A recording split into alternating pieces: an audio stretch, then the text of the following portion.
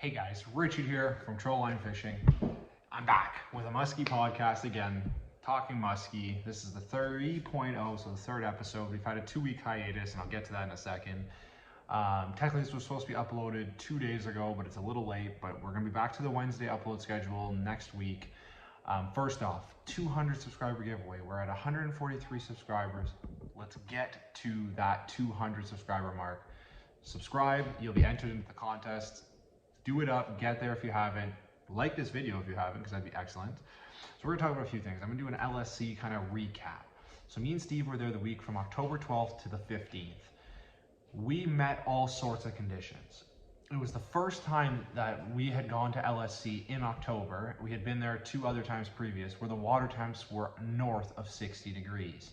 The first time we went there, water temps hit 47, 48. I think might even hit 46 early morning.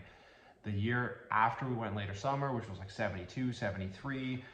The year after was last year, we had 60 degrees, or 61 was the warmest, where 57 was on average. So we get to the lake, we launch, it's 66.5 where we launched. The next day, we go hit Bell River, we fish the main lake. We ended up getting 3 fish total that trip. It was kind of a very weird week, and I'll get to why it was such a weird week. And I'm happy that we even got 3 in the kind of conditions we had. So for example, Friday we launched, we fished, whatever. Saturday we went out, it was warm, like it was 18 degrees, 20 degrees, which you know what, for October it is a little bit unnatural, but the water temps didn't fluctuate day to day. It was still 60, 66 on the main part of Lake St. Clair. Then Thursday hit. Sorry, did I say Thursday? Oh, sorry, Friday. Sorry, we went there Tuesday, Wednesday, Thursday, Friday. The Tuesday was, 56. The second day was the main lake. Thursday hits. Temperatures hit 30 degrees with the humidity. The lake went from 66 up to 71.2. Now, you're going to say, well, that's only surface temps. Might have only been the first 4 feet of the water column. You're correct. But where we're fishing in 12 feet of water to 10 feet to 8 feet, 4 feet could be, 25 to 50% of the water column. That's going to have a huge effect. So, we had been in touch with a bunch of other guys and stuff that were out there and, doing the same thing we were doing. Nobody was really hitting anything crazy. We got 2 fish the day that the water temps really shot up. We were chasing shad like crazy. We were in the Thames, out of the Thames. The Thames, you kind of lost your shad once you entered past where the casting wall of death is, where everyone's throwing their rubbers at you. Once you pass that, I found that the shad kind of decimated. So we turned around and we went out to the main lake. We were at one point, we were about 4 kilometers off the shore. There's a fly now, oh my Jesus. We were 4 kilometers off the shore, and we were kind of following in a 12 to 14 depth range, and we found shad, and we were marking shad like crazy. So I kept chasing the shad. I marked some decent sized humps. So, I said to Steve, I said, I think those are muskies. Like, I'm hoping those are muskies. Nothing really committed then. So it was funny enough that we got 2 that day, but not when I thought we would. So the temperatures kind of really did mess up a lot of things. If the temperature stayed at a consistent 66.5, I felt like we would have had a better chance of pulling in more than just 2 that day. I really do. But when it hit 30, Steve was in t-shirt and shorts. I was wearing track pants and a t-shirt, like a thin long sleeve, because I didn't really want it to go down so much.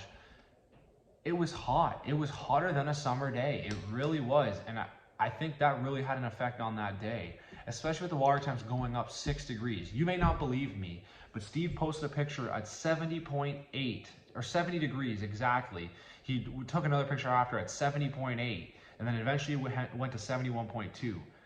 That is a 5 degree difference in 12 hours. That's huge. And I don't care what anybody says. I think that messes up a lot of things that happen. People might say you're wrong, that would have been the best day to fish, this and that.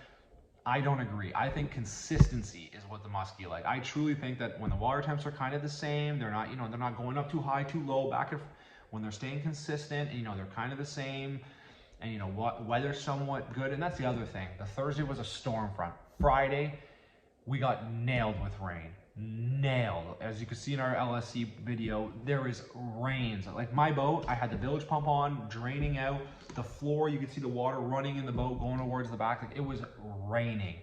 So it went to 30 degrees. It was pre-storm fronts. All of a sudden, the temperatures dropped again back to normal. The lake was at 66.5 again overnight because the temperature dropped. So the constant up and down of the temperatures, I think, was really bad. Nobody was really smoking them when we were there. So I keep tabs on a lot of people out there fishing, and I didn't see anyone posting, 6 for 7 or 4 for 3 or 3 for 4 and vice versa.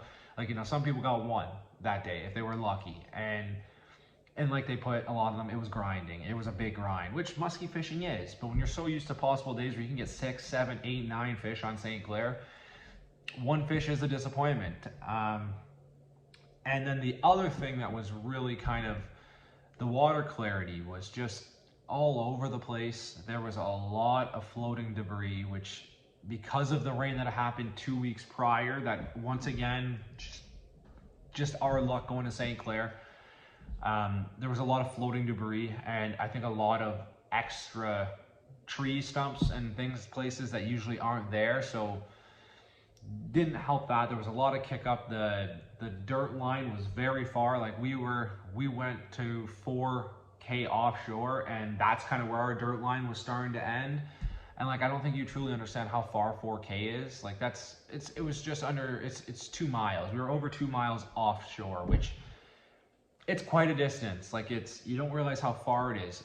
Bell River had clean water, so we did do Bell River, and I felt the same thing. I thought we were going to be successful, but we were looking at other boats around us because everyone's there doing the same thing most of the time on that lake. Most guys are musky fishermen. It's unlike I found like the Kawarthas, where you might have a guy who's pike fishing or bass fishing and doing things like that, where Lake St. Clair, all the musky guys are kind of together. So we saw a bunch of guys out there trolling musky, and anything, nope, nothing here, anything with you guys, nope. So it was kind of one of those things. Everybody was having a rough go. So that was kind of the recap for St. Clair. But now, on that note, me and Steve are going to be going back to LSC. I said it was happening. We're going back possibly the second weekend, if not the second, the first weekend of November. I'm thinking it's going to be the second week, the 14th, 13th, 14th, I think. Possibly the 15th. We might go for those Friday, Saturday, Sunday. Anyways, we might get out there and do it and do another 2-day span. I want to hit Bell River 1 day, weather permitting, and the Thames 1 day, weather permitting again. Like, we're going to play by ear. We're not going to hold ourselves down. Realistically, I'd like to be there for a good weekend. I don't want to go there and it's raining and all this stuff. I want to just have my best chance, kind of one of our last goes for fall. And then that's what hopefully we have in store for you guys next time. I also have a couple video clips I'm going to put up of us on Scugog. So we went to Scugog, I guess it would have been last weekend. Water temps were 51.9 when we launched in the north end of the lake, and then in the south end it was like 53 to 54. We did a lot of slow rolling cranks, and blades. We were at about between 2.4 and 2.8, nothing committed. We marked a few things here and there, but I'm a very big firm believer in the Kawarthas. Steve thinks I'm crazy. He might be right, but I'm a firm believer. Anything under 58 in the Kawarthas, I find it shuts down. You can still get fish. I'm not saying you're not going to get fish. You can get fish. Most lakes there, I find if you're in 50s, like low 50s, it's a very big battle. If you're not using live bait, let's clarify that. Live bait is cheating in my opinion, because it is very, very, very, very effective. But anyways, so that's the kind of thing with Scugog. We were out on that part of the lake, and we were doing a bunch of trolling and everything, and nothing committed. The day was nice anyways. It was nice to get out, and we did a quick 6-hour fish or 5-hour fish, and that was it. So we did a little bit of casting, a little bit of trolling, just did everything, and got out there. And when we were out there, I'm sitting there thinking I need to get back on LSC, and I know Steve has that same feeling too. LSC is a different animal. It's one of those things where 1 minute you're doing nothing, the next minute you're getting a fish of a lifetime, or you're getting 2 fish of a lifetime, or you're going to bang out 10 fish that day, all of decent size. It can happen on that lake. Now, can it happen in the Kawarthas? Absolutely. Do I think it's less likely to? Yes, I do. I truly do. So that's what I want to talk about for this, guys. So we're going to go back to our Wednesday uploading. This is the 3rd episode of the podcast. If you're liking the podcast, make sure you subscribe, comment, all that stuff. I will talk about what one of our viewers commented on. He asked about why he finds that on a calm, clear day, it's harder to catch a muskie than on kind of a small chop, a little bit dirtier day. So my opinion on that is, the reason is the dirty chop and everything like that. I think at that point there, you're kind of getting an instinct hit. So I feel like when the bait's running through, they're not 100% able to see it if the water clarity is down, and the conditions are more likely are there. Like a lot of guys hate gin color water, so clear water, they hate it, where other guys have no choice but to fish it. And a lot of the time is they want to get that bait away from that. I find some guys say on the figure 8, like, you know, if the water's very clear, depending on where you are, like the thing is, every water system's different. So when some places, when the water is very clear and a muskie comes boat side, they get it right away from it. They don't want anything to do with it once they notice you. Or other places where it's clear, you go into the figure 8, that fish doesn't care, it's coming for you. Whereas the milky water, they can ambush a bit better. So I feel like they're a little bit different, and I think we've had good success in not like gin water, but where the water is a little bit murky. You know, very rare. I find most of our bigger fish have been in less clean water, or with a chop at least. So I think it's just something the muskie prefer, and that's just what they hit on. So if that's your good days, plan it out. Sometimes it is nice to get out there and it's just a beautiful, calm, flat day. But I find a lot of time, until the weather systems start playing into the day, it's not always successful, if that makes any sense. But yeah, anyways, thank you so much, guys, for tuning in. I'm gonna make sure I upload again next week. I'll have something else to talk about Muskie Talks. This was more kind of a recap of what happened at Lake St. Clair, and you know what we're trying to do next. And this winter, I'm gonna do it, and I don't care. I'm going to Zone 8, Quebec, and I'm going for muskie on the ice. It is in season, it is legal. I can run 5 rods, I think might even 10. I just gotta check the location. I can run 5 rods myself though, because I have 5, I think. So I can run 5 rods. They're all musky. I got a Mojo musky ice. I got a trout heavy, which is like an actual rod, it feels like. Gotta get a few more of those this year, get them out there. I'm gonna go to Quebec and I am gonna fish for muskie on the ice. I guess the thing is, it's unfortunate, the place that we usually fish for pike and we were doing really well and getting videos is now getting overpressured. Last year, at one point when Steve was on the ice, I was in a condo looking over where Steve was, and there was about 150 people. I could count the people from where I was up in the air, counting them, and there was about 15 or 16 huts there. It's a very small area, and it was very pressured. And I think since that pressure's kind of been there, it's taken a downfall. We don't keep any of our fish we catch. We're all catch and release. A lot of people started keeping fish. I know Steve said he's seen people put 3 or 4. He saw people putting 3 or 4 on the ice. You know, they're back 2-3 days later, same thing, 3 or 4 again. Can you question them? You can, but realistically, you can't go to them and say, hey, you know, did you eat your last 4? Because they can deny it. And at that point there, it's out of your hands. But, you know, hopefully you're hoping people don't abuse the system and they're not poaching and they're, you know, doing the things appropriately and kind of following their license. So anyways, yeah, this year I want to do muskie on the ice. I will do a muskie on the ice video. I do not care, and I want to get out there. I just hope it freezes. I guess I should say that too. If it doesn't freeze, then I'm screwed, but it should freeze.